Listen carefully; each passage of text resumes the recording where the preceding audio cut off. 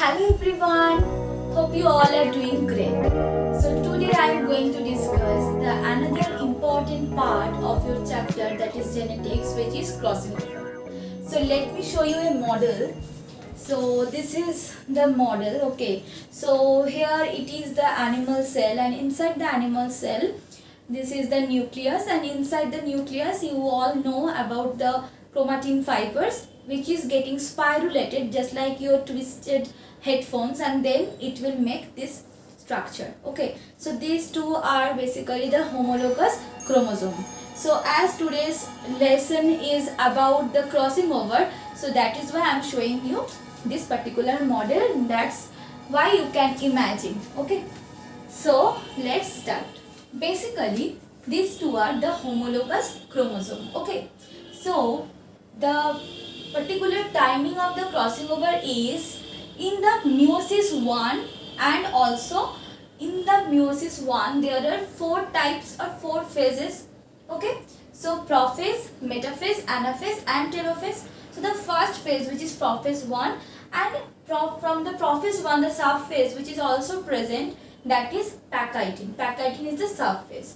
So at the Pachytene subphase the crossing over is occurred. Okay, so here the two chromosome, which is homologous chromosome, mind it, the crossing over is always done, or crossing over is always happened in the homologous chromosome between non-sister chromatid. So what is non-sister chromatid? These two are homologous chromosome, and this chromatid both are basically sister chromatid. Okay, and the chromatid of one homologous chromosome to another, which is non-sister chromatid. Here is written that is the non-sister chromatid. These two are the non-sister chromatid.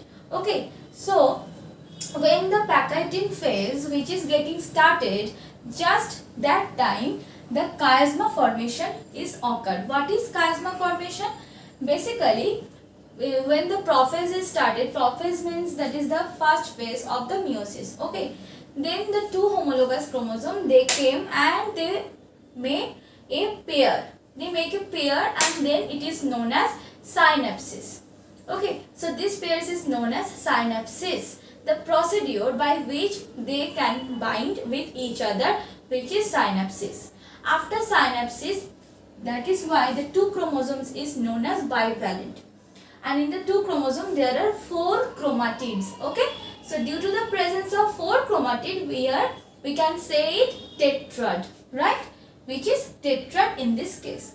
So then at the Pachytene subphase, in tetrad, one chromatid is overlapped with another chromatid, just like X factor or X. Okay, just like X alphabet. Then it is known as chiasma. You can see here this chromatid is overlapped with the another chromatid of the another homologous chromosome, right? And then after the chiasma formation, due to the exchange of the non-sister chromatid from one chromosome to the another, then it can make this the genetic recombination. You can see here in the first homologous chromosome, I am just denoted is as first and this is second. Okay, so in the first homologous chromosome, here is the allele capital A and capital B, right? And the second homologous chromosome, the allele is small a and small b. Okay, this is small a and this is small b. So after the exchanging of the chromatids, that is the non-sister chromatid, not only this is the exchange of the chromatid, but also the exchange of the genetic material. So from here the capital B is going to exchange to the second chromosome, and from the second chromosome the small b is transferred, or the particular arm of the particular chromatid, or the particular part of the chromatid which is transferred to the one chromosome, or number 1 homologous chromosome. So this is basically the crossing over. And after the meiosis 1 and meiosis 2, here is the result, that is the 50% are recombinant type and the 50% are parental type, right? This is parental, this is also parental, because if we see the first phase of the parental type, those are, one is non-shaded and another one is shaded, and also we can get the 50%, 25% shaded and 25%, 25% and 25% shaded and non-shaded fully, and another 50% where is the combination of genes and the combination of non-sister chromatid is resulted. Okay, so this is basically the crossing over mechanism, and here the two particular enzymes are participated. That is, in this case the enzyme is endonuclease. Okay, what is the enzyme name? Endonuclease. So here is when the cleavage of the particular chromatid, of each homologous chromosome is happening, then endonuclease cleaves one chromatid, and the endonuclease basically cleaves two chromatids, and then the attachment of the one chromatid to the another chromatid of another chromosome, which is